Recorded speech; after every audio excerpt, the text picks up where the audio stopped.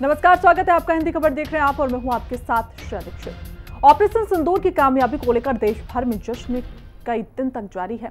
इस बीच पीएम मोदी ने जनता के बीच से गृह मंत्री अमित शाह ने पुंछ और पहलगाम में पीड़ितों से मुलाकात करते हुए सरहद के करीब से और रक्षा मंत्री राजनाथ सिंह ने आईएनएस विक्रांत से पाकिस्तान के खिलाफ हुंकार भरी। प्रधानमंत्री नरेंद्र मोदी ने कहा कि पाकिस्तान के गिड़गिड़ाने पर ही भारत ने युद्ध विराम स्वीकार किया, लेकिन ऑपरेशन अभी खत्म नहीं हुआ है और आतंक का फन अगर फिर उठेगा तो भारत तो उसे फिर से खींचकर कुचलने का काम करेगा। वहीं रक्षा मंत्री राजनाथ सिंह ने आईएनएस विक्रांत से पाकिस्तान पर प्रहार करते हुए कहा कि अगर इंडियन नेवी फॉर्म में आई होती तो पाकिस्तान के 4 टुकड़े हो जाते और अगली बार ओपनिंग हमारी नेवी के हाथों से होगी।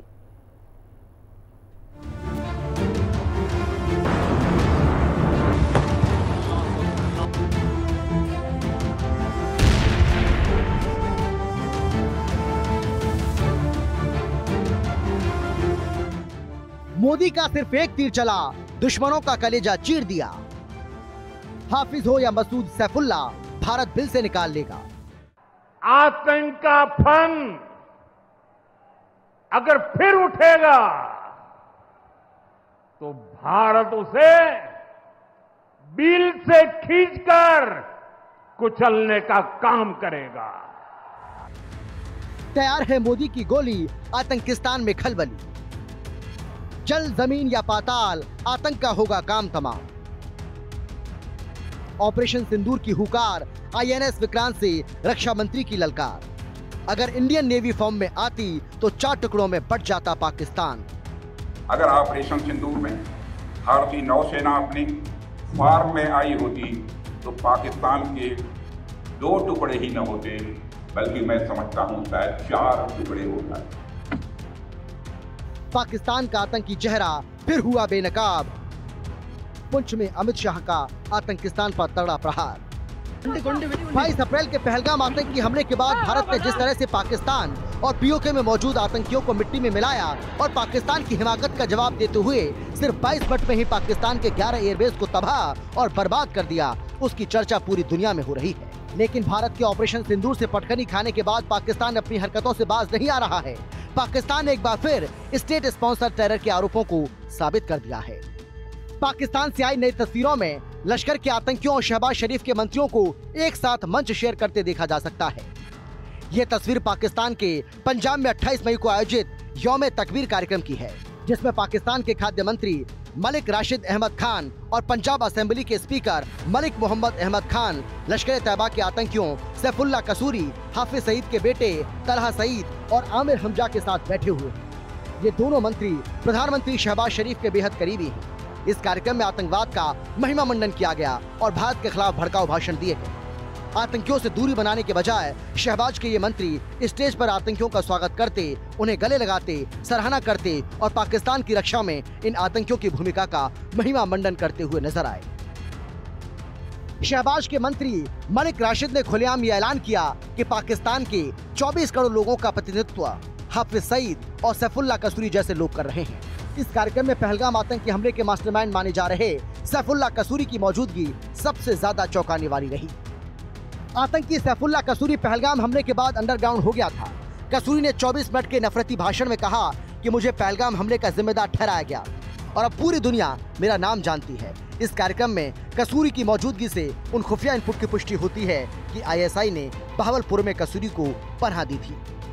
सोशल मीडिया पर वायरल हो रही इन तस्वीरों और वीडियो से आईएसआई और लश्कर के प्रोपेगेंडा नेक्सस की पुष्टि होती है।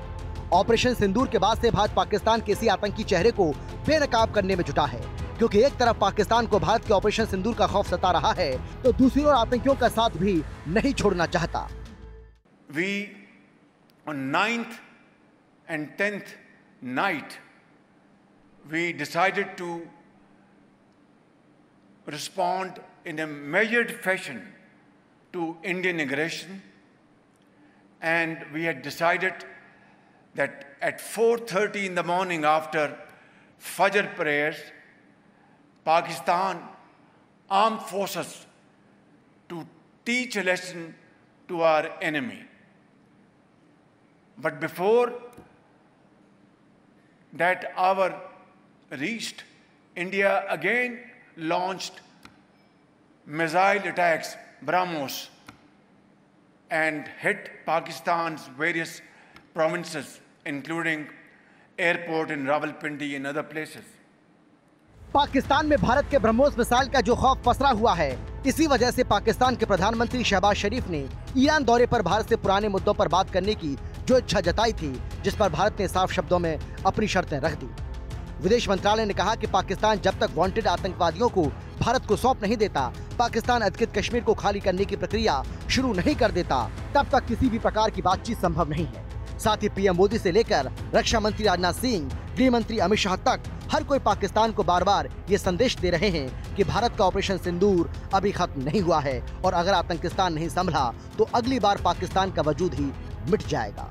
प्रधानमंत्री नरेंद्र मोदी ने बिहार के काराकाट में एक जनसभा को संबोधित करते हुए कहा कि पाकिस्तान और दुनिया ने भारत की बेटियों के सिंदूर की ताकत को देखा, लेकिन हमारे ये तरकश का केवल एक ही तीर है। आतंकवाद के खिलाफ भारत की लड़ाई न रुकी है न थमी है। आतंक का फन अगर फिर उठेगा तो भारत उसे फिर से खींचकर कुचलने का काम करेगा। हमारी लड़ाई देश के हर दुश्मन से है, फिर वो चाहे सीमा पार हो या फिर देश के भीतर। लेकिन दुश्मन समझ लें, ये तो हमारे तरकस का केवल एक ही तीर है। आतंकवाद के खिलाफ भारत की लड़ाई न रुकी है न थमी है। आतंक का फन अगर फिर उठेगा तो भारत उसे बिल से खींचकर कुचलने का काम करेगा।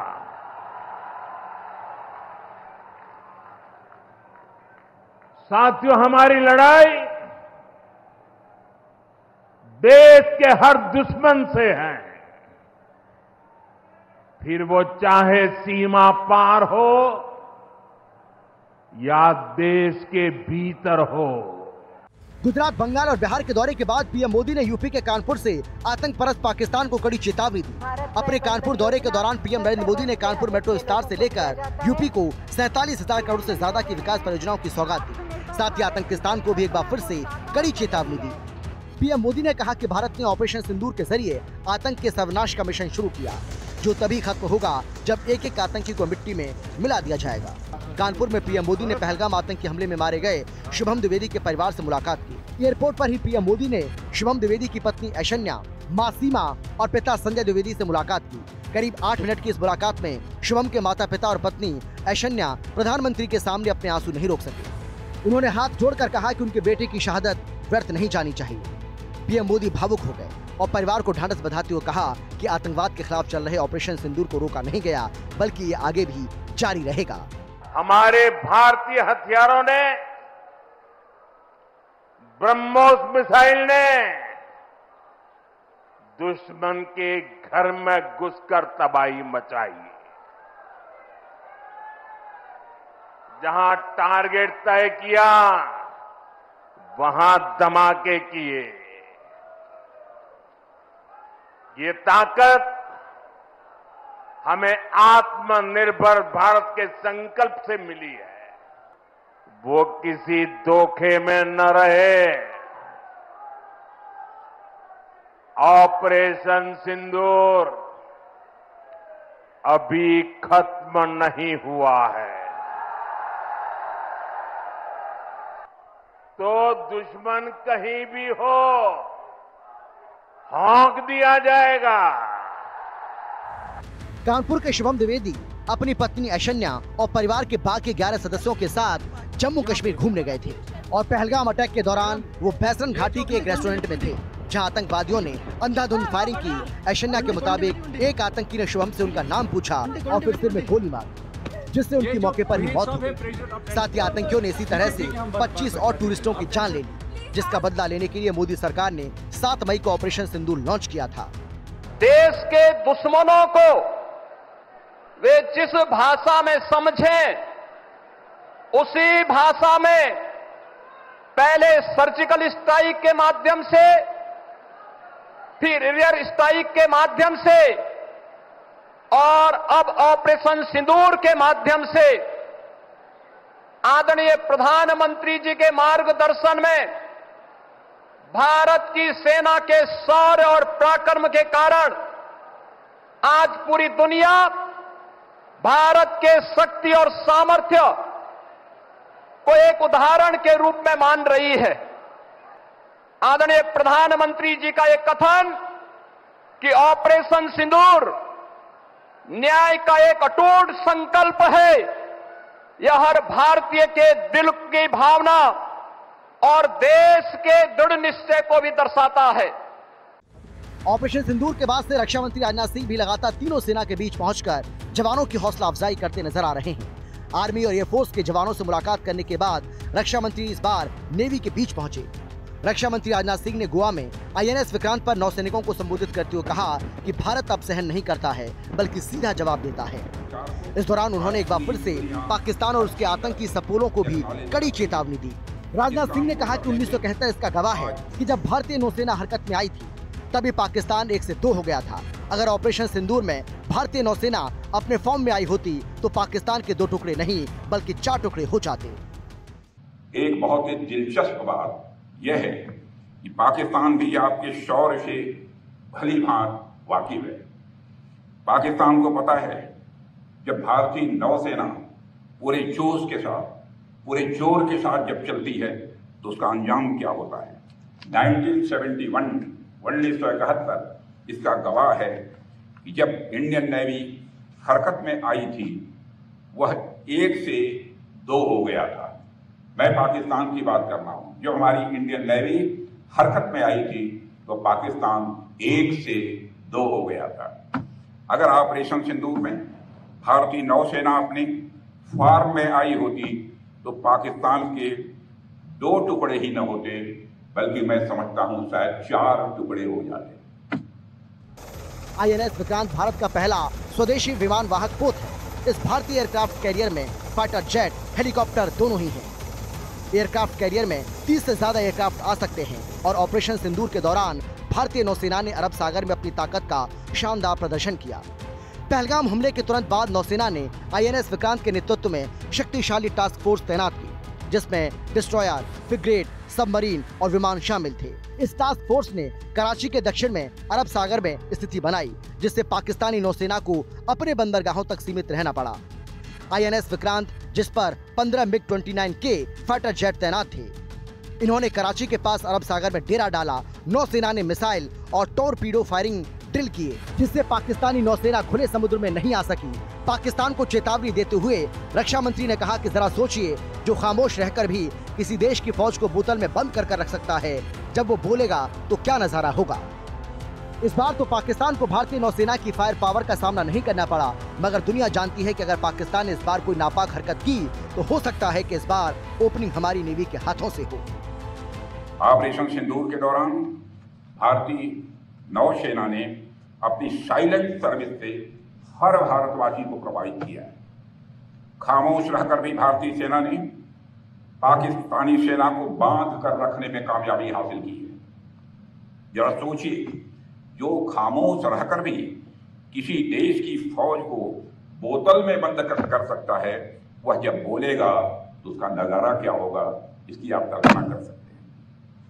इस बार तो पाकिस्तान को भारतीय नौसेना की फायर पावर का सामना नहीं करना पड़ा, मगर दुनिया जानती है अगर पाकिस्तान ने इस बार कोई नापाक हरकत की तो हो सकता है कि इस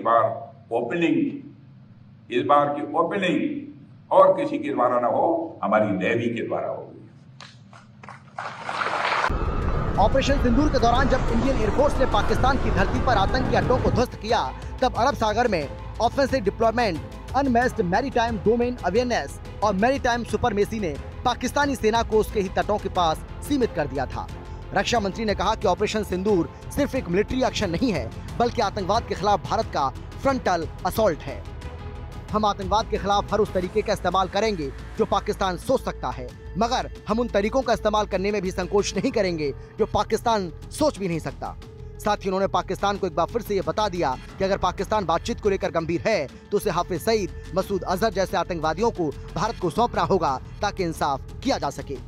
पाकिस्तान के हक में यही बात होगी कि वह अपनी जमीन पर चल रही आतंकवाद की नर्सरी को अपने हाथों से उखाड़ देंगे। इसकी शुरुआत उसे हाफिज सईद और मसूद अजहर जैसे आतंकवादियों को भारत के हाथों में सौंपने से करनी चाहिए।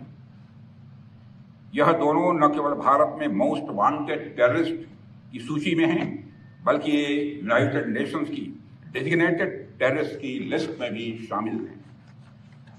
हाफिज सईद मुंबई हमलों का गुनाहगार है, कौन नहीं सच्चाई को जानता है। समुंदर के रास्ते मुंबई में मौत बरसाने का जो गुनाह उसके संगठन ने किया है, बहनों भाइयों, उसको आज भी हम भूले नहीं हैं। मेरे देश के बहादुर जवानों, उसका इंसाफ होना चाहिए।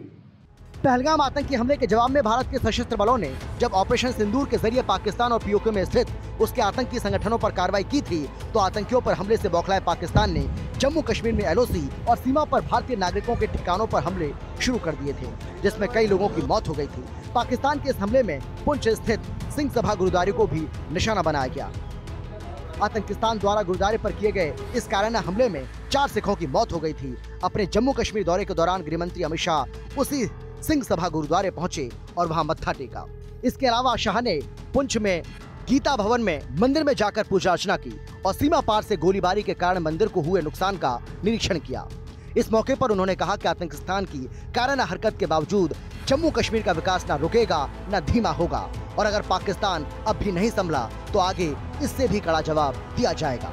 जम्मू कश्मीर की जनता को, अवाम को भी ये संदेश देने आया हूं कि जम्मू कश्मीर का विकास रुकेगा नहीं, थमेगा नहीं। जिस गति से 2014 से जम्मू कश्मीर का विकास चालू हुआ है, उसी गति से जम्मू कश्मीर का विकास चलेगा। हमारी सेनाएं, हमारे सुरक्षा बल हर चीज का जवाब देने के लिए सक्षम। भारत सहन नहीं करेगा किसी भी प्रकार का आक्रमण, भारत सहन नहीं करेगा। इसका सटीक और इससे भी बुलंद जवाब दिया जाएगा, और वो हमारी सेनाओं ने कर दिखाया है।